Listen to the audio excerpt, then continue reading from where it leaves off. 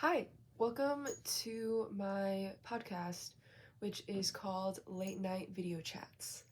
And it's where I talk for around 30 minutes to an hour about a certain topic, and hopefully it makes it feel like you aren't so alone and it's like we're on a FaceTime call. So I hope you guys enjoy. Our topic for this week is how to build a strong mind. And I have been working on my mental health since I can remember. Ever since I was little, I've never really had the best time growing up and making friends or just having people in my life that I really connected with very well. So, growing up, it was really difficult to handle conflicts, and especially being in a school that was mainly the the majority of the people at that school were white. It was really hard for me to love myself and really understand my culture and who I am as a person because of outside influences, bullying, and just mean comments that I would receive from classmates. And so I told myself I didn't want to be sad. I didn't want to be wallowing and beat myself up for something I can't control. It's it's out of your bounds of what people can really say about you. So what you can only really control is yourself. And so what I told myself was I have to get stronger. And I'm not the tallest person. I'm not really the most actively fit person, but I knew that what I could do is build my mind and make myself stronger in that sense. And so this is everything I've learned so far in my 20 years of living on how I was able to build a really strong mental wall and not let people hurt me as much as when they did when I was younger, in a sense. The first thing that I talk about with my friends, with my family, everything. If I were to give out one advice on how to build a stronger mind is boundaries. Boundaries are such an important thing. It really defines your worth, what you want, and not letting people walk over you because they don't respect you or your boundaries. And so for me, it's knowing, like in dating sense, in a relationship, I always communicate my boundaries. These are my non-negotiables. These are something I simply cannot have in a relationship. Obviously, cheating and flirting and things, those ones are pretty clear, but really being very specific and very in detail exactly what those types of boundaries are really communicates to your partners or to your friends or family exactly what you're looking for. If you're just saying, I don't want you to say mean things, that can be extremely broad. What are mean things to you? What are things that would really damage you if someone was to say something? If you have if you have problems with your self-image, then you would communicate saying, I would like for you to not comment on my body. I don't want you to comment on my acne or my face. I think that's something that a lot of people, at least in the Asian community specifically, beauty image and body image is a huge important thing in Asian culture. And it can be extremely damaging and it can be extremely harmful for young people or even just adults in general nowadays. It can be extremely harmful and can really damage your mental image of yourself through the comments of other people and how they perceive you. And so, really standing up for yourself and saying something when it's not right is the first steps on how to start building a mental wall for yourself that makes you stronger and makes you less susceptible to pressure and negative comments. Another thing that I think worked for me very much personally was there will always be bad days and there will always be good days. a lot of my friends would tell me that I have a very, very strong mind, and I don't really let things bother me. I don't really hold things in so much. I much so let them go. And a lot of things that helped me with that was messages that I would tell myself, reminders when it was hard, knowing that I just can't look I just can't look at the small picture. I must look at the bigger picture and what I'm working towards. Of course, if I'm having a bad day and I'm not feeling my best and I'm not feeling the greatest, I'm way more susceptible to negative comments and harmful comments. However, telling myself that I am strong and that I am capable of doing things. I've done it in the past. I've proven myself, and that no matter what, I can't let people hurt me because they choose to. And I can't let people's words affect me just because I let them. If that makes any sense. Some other messages that I always remind myself is just being realistic, already telling myself things that I already know, but because I'm reciting them, it makes it more, I'm reassuring myself and in relying on myself to get stronger and get better and move past the bad days so then I can have more good days. And so finding what messages will work for you and what really helps build your confidence and make sure that you aren't being damaged because of other people's negativity is such a great way to ensure that you can wake up the next day and you're not going to be mentally exhausted from outside environments and things like that. Another thing that I mentioned earlier was never taking anything personally. And that is a lot easier said than done. However, I work in customer service. I've worked it almost my entire life. And so hearing comments from customers and they think that they can just walk all over you just because you're an employee, you're a staff, and you depend on their salary or their money, what they're giving you. Like they're the ones paying for your salary, so they can treat you however they want to treat you. That is not true. And having people put that mindset in your head is a for sure way for you to get walked all over and be a people pleaser and saying sorries all the time, even though it's not your fault. So, a life lesson that one of my coworkers taught me was just never take anything personally. If someone yells at you, it's not because of you.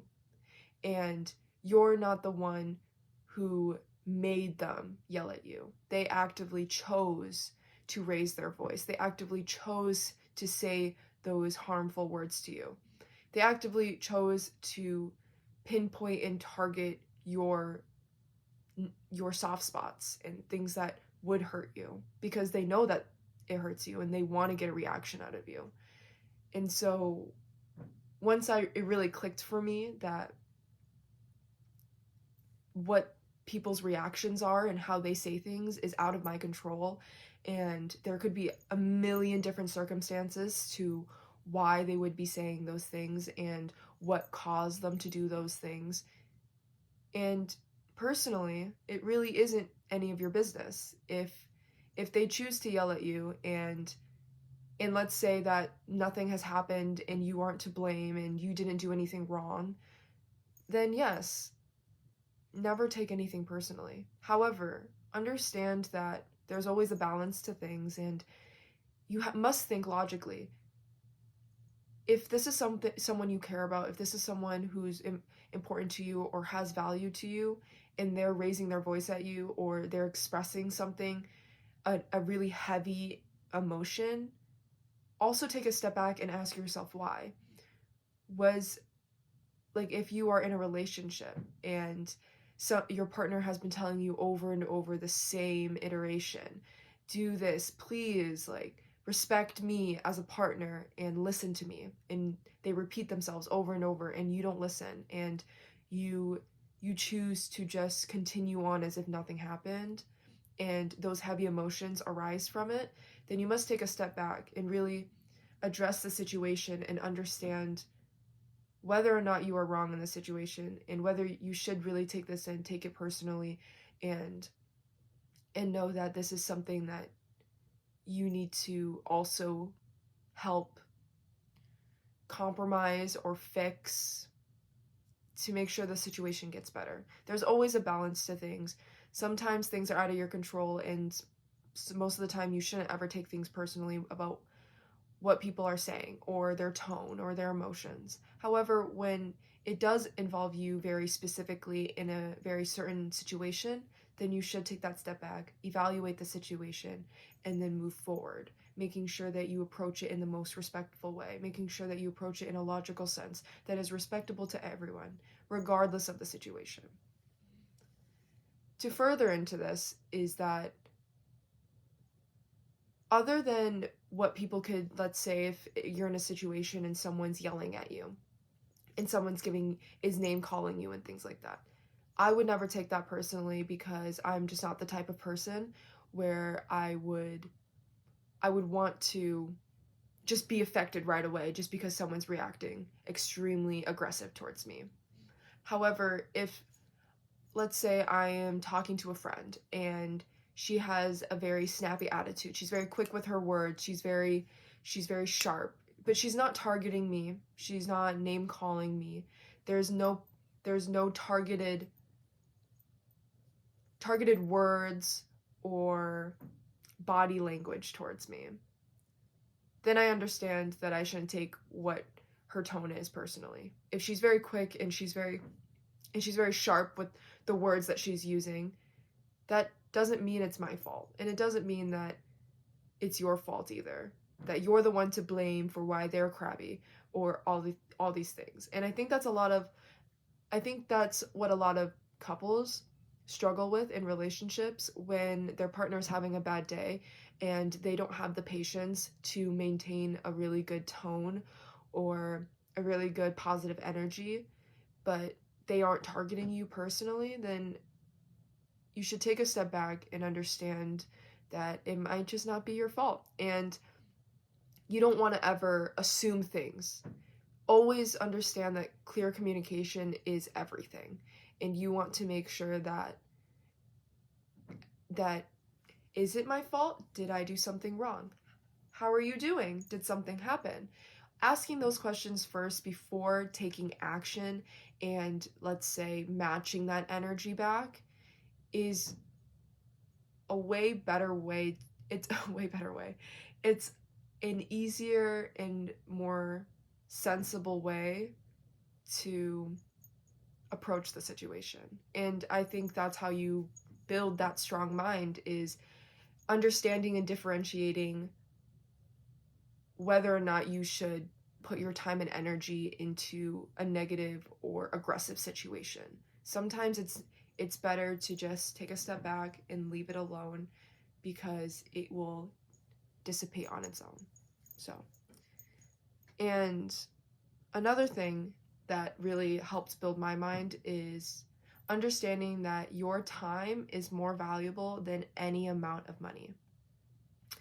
And what I say is that, of course, this is speaking from a level of privilege and a level of gratitude for the life that I was able to be raised in. And so, however, ever since I turned 18 and I was reading financial literacy books and really just understanding where my money goes and where I want to put my money in, I also realized that my time is also everything. If I'm choosing to actively put my time into something that isn't receiving the same or more or an increase in percentage back to me, then I shouldn't really put my time and effort into it. For example,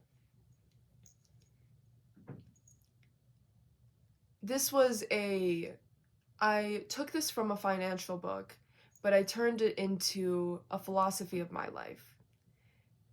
The prompt that it was showing was, if you know finance, this is going to have a little bit of finance talk, so I hope you guys are ready. But basically is, when you have a bank account and you have a savings account, you leave your money in there, and let's say you're saving for something large. However, your bank doesn't offer any interest rates for your money sitting in the savings account. So let's say you're saving for 5 years. You put all that money for 5 years and you're just going to get the same exact money back. However, there could be better options for you, as in terms of, if you put it into a different bank that has a higher interest rate, although you have to pay your taxes, you are making money while you're sleeping. You're not devoting all of your time and effort to just getting that money, but once you have that money, making sure that it's working for you. And taking that idea and transforming it into your life, understanding that just because you work 3 jobs, but they're all very low paying, and there's another job that you could potentially get, but it could be a little bit too much work. You don't want to leave all your jobs. You don't want to apply and go through the process again. But that job would be the same amount that you would be making of 3 jobs. It would be more valuable to choose the second job, the one singular job that equals 3 jobs, if that makes sense.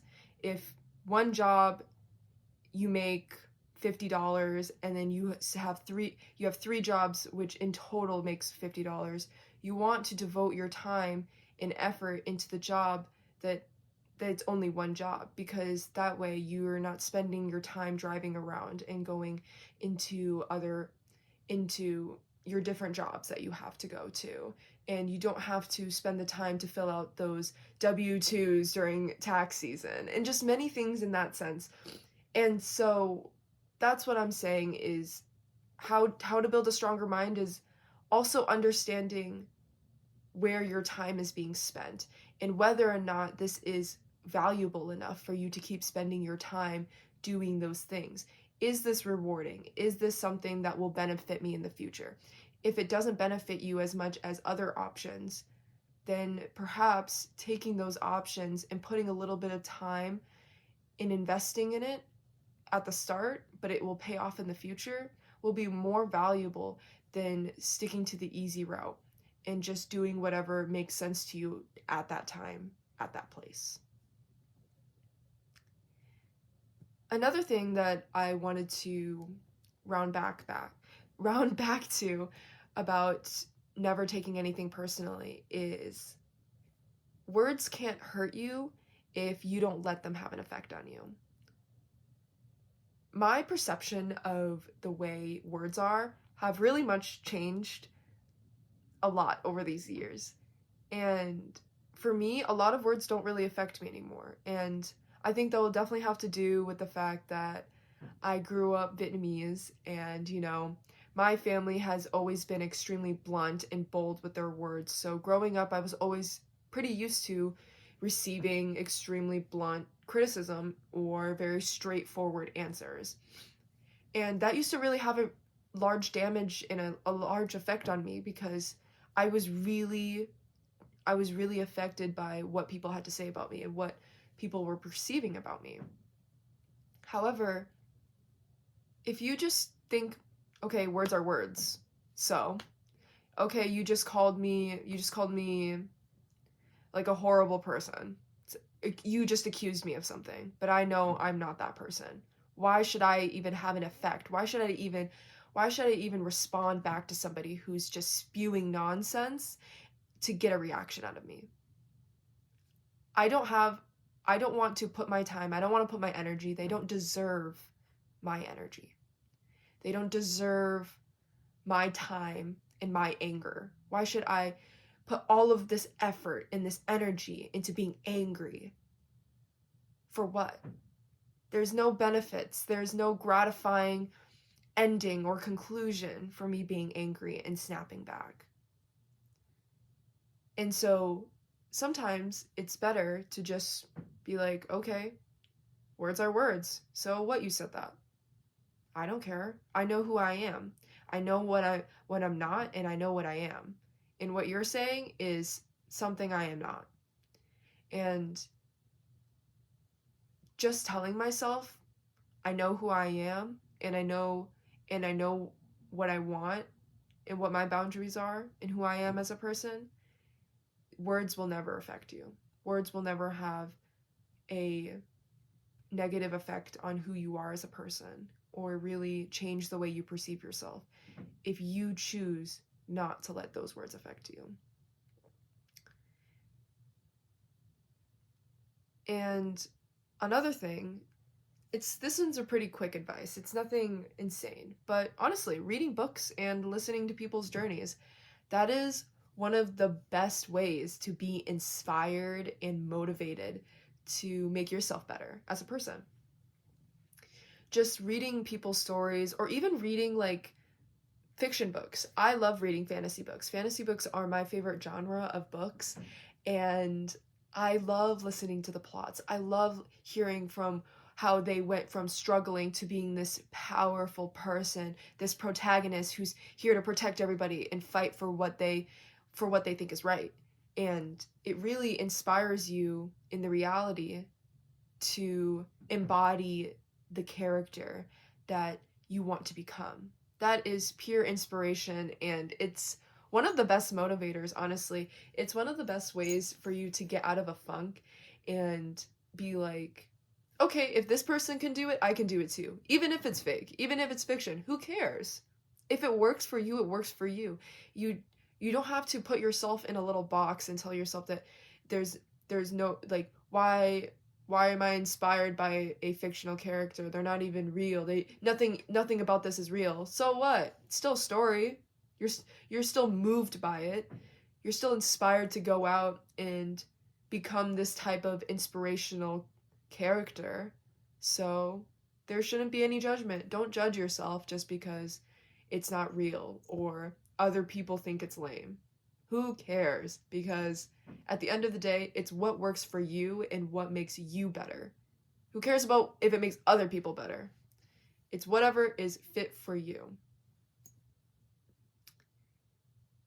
Another thing with that is knowing what you want and understanding how to get there. That's how you build a strong mind.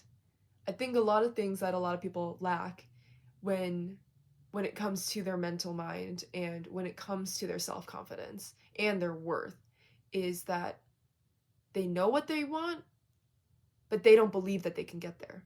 They don't believe that there's any realistic journey or realistic pathway for them to get what they want, which is not true. It is not true. It is not impossible to do the things you want to do and get there. It will take a lot of effort, and that's what trains your mind to be strong. You set yourself up. You have this plan. You know what you want. Now you do your research, you put in the effort, you invest your time, talk to people that you know that could help you, and you understand the pathway to get there. Once you understand the pathway to get there, you work and you fight and you hustle to get to that spot. And it could be as simple as, I am in a depressive episode and I need to go shower. What do I need to do to get there? Okay, I need to get out of bed. Okay, I need to get a change of clothes. I need to grab a towel. I need to turn on the water. I need to get in the shower. I gotta wash my hair, condition. These are many steps. It can be extremely stressful to list off all the things you have to get done. However, once you understand those steps, if this is truly, truly what you desire, you must train your mind to pull yourself out. Pull yourself out of this horizontal plain field into a vertical space where you're able to move around and climb, essentially.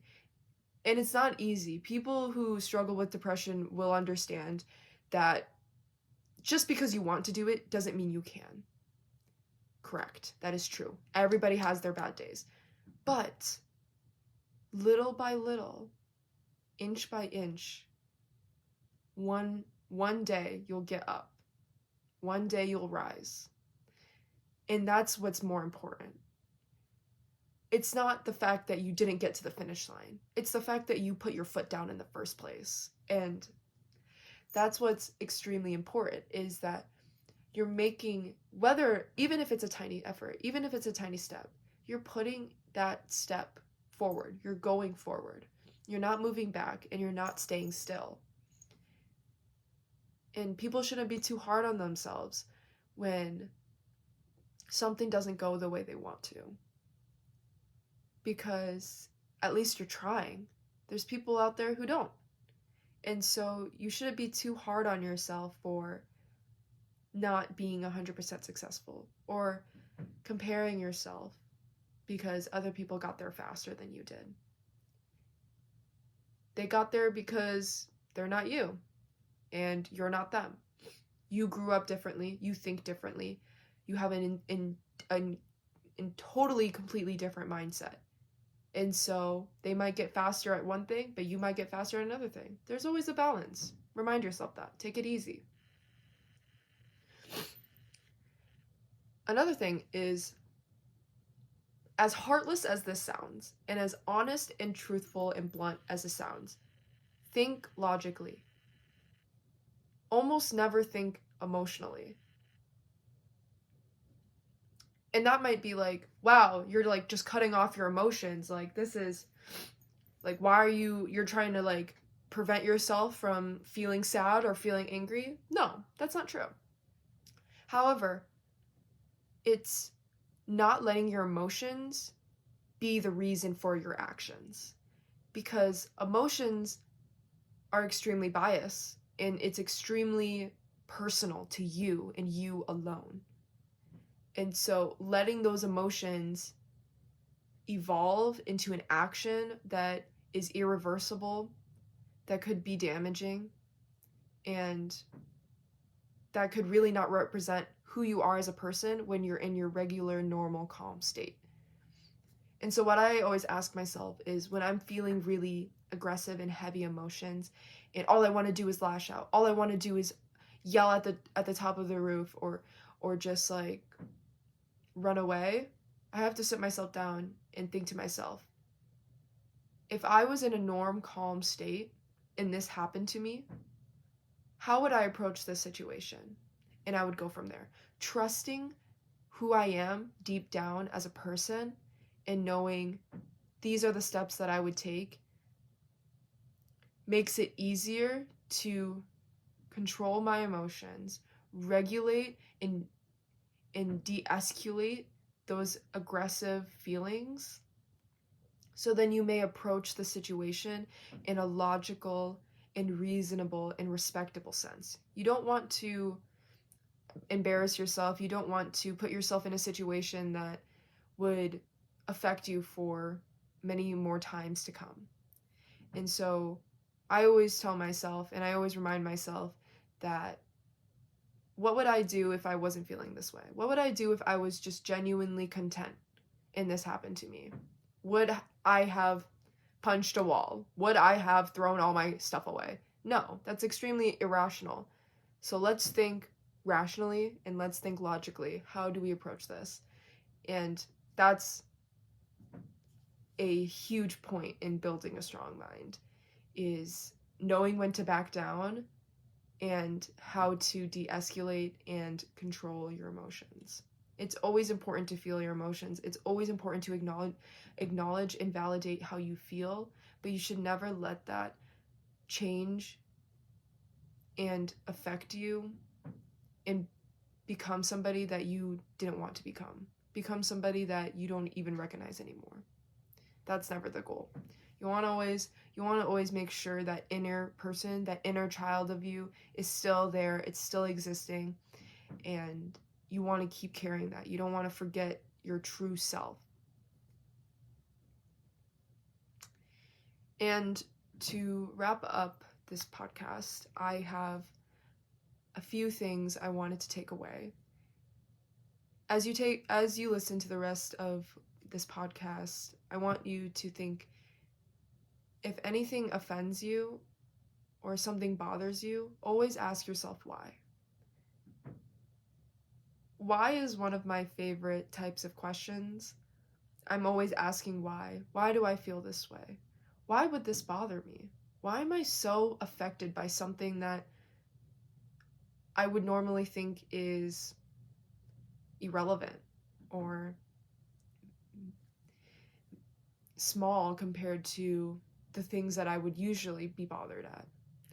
And when you finally break that down, when you finally understand the root of your why, it really can help you understand and know how to approach the situation better, knowing that, oh, I guess that makes sense. But you know what? I'm not that type of person anymore, so I can move on from this. I can grow from this and I can be better. Like, for example, if someone, let's say something surface level, and someone was like walking into your room, a space of your own, and you ask them, "How do you like my room?" And they're like, "It's fine. You know, it's a nice space. I just don't it's not really for me, you know? Like, I really wouldn't have a really colorful room like this." And you get hurt by the fact that they were answering your questions if you liked it or not, and why they don't really fit into the space. And you're bothered by those comments. Why are you bothered by those comments? Maybe deep down when you were younger, you have those heavy expectations of pleasing people and wanting people to like everything that you like, or you want everyone to like you as a person. And for them to say that they're not necessarily a fan of your room, it damages your self-image of yourself, because you thought that everybody would like everything about you at all times, in all places. And that's what you really wanted out of life. But why do you really want everybody to like you out of life? And those are the questions that really start snowballing, really get deep into your subconscious and understand the why of how you feel things and the why of how you react to things. And it's not easy. It's not the easiest thing to do by yourself. I've spent so long and so many years writing notes to myself, running scenarios in my head, training my mental wall, and really honestly living through experiences that taught me how to be a better person and how to be stronger. And I'm dedicating this video to the majority of my friends who are always asking me how I never let anything affect me and how I'm a stronger person. Things do affect me and things do damage me. However, I still stand up and I still move on and I still carry on. I always recognize when things hurt me. I always recognize when I'm not feeling well or if things are affecting me. But at the end of the day, I still actively choose to stand up. I still actively choose every single day to get up and keep moving forward, because that is the only way for you to keep going. You're going to be training your mind for the rest of your life. You're not going to be somebody who is a master at everything and nothing's ever going to bother them and they could practically go through any traumatic experience and walk out unscathed. That's not true. We're human. We're human.